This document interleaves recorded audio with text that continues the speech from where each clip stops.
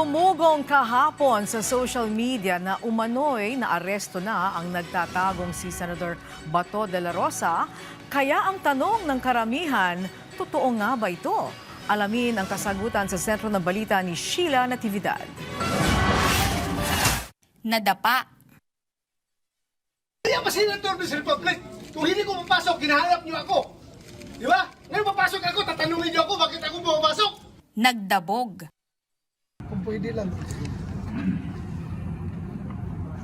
Kung meron akong pananagutan ko dito sa ating local group.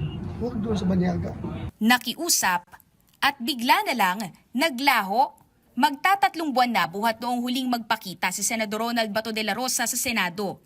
Si De La Rosa nawalang parang bula matapos ang nangyaring insidente ng putukan sa Senado noong May 13. 2 araw matapos maisa publiko ang arrest warrant na inisyu laban sa kanya ng International Criminal Court para sa umano'y crimes against humanity.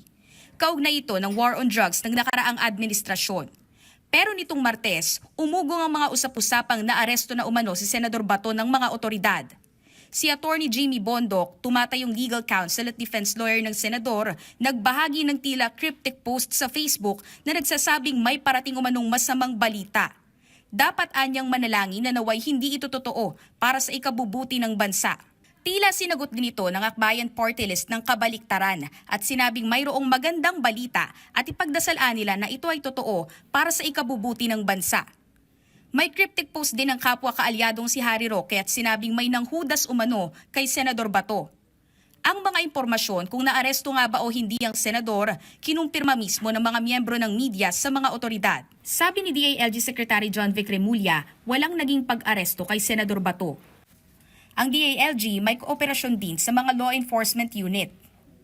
Kapwa itinanggi rin ng Department of Justice at National Bureau of Investigation ang mga spekulasyong ito at sinabing wala pa rin maski ulat ng pagkakaaresto ni Senador Bato. Sa ngayon, ang malinaw, hindi pa tukoy ang kinaroroonan ng senador at wala rin ang pisikal na presensya nito bilang senator judge sa gumugulong na impeachment trial ni Vice President Sara Duterte.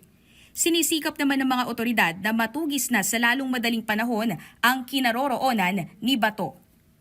Sheila Natividad, para sa Bayan.